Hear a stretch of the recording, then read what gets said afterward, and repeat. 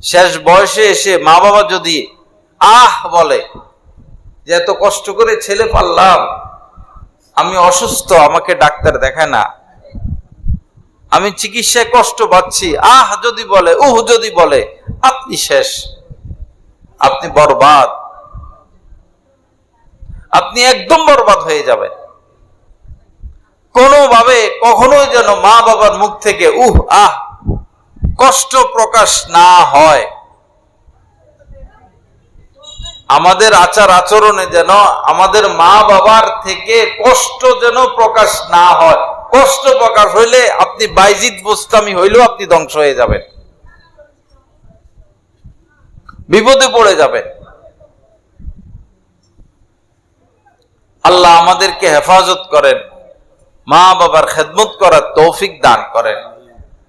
মা বাবার দোয়া যেভাবে কবুল হয়, মা বাবার বদদোয়াও কবুল হয়ে যায়। কাল ইউবি কিতাবে আমরা একটা ঘটনা পড়েছি। কাফেলা একটা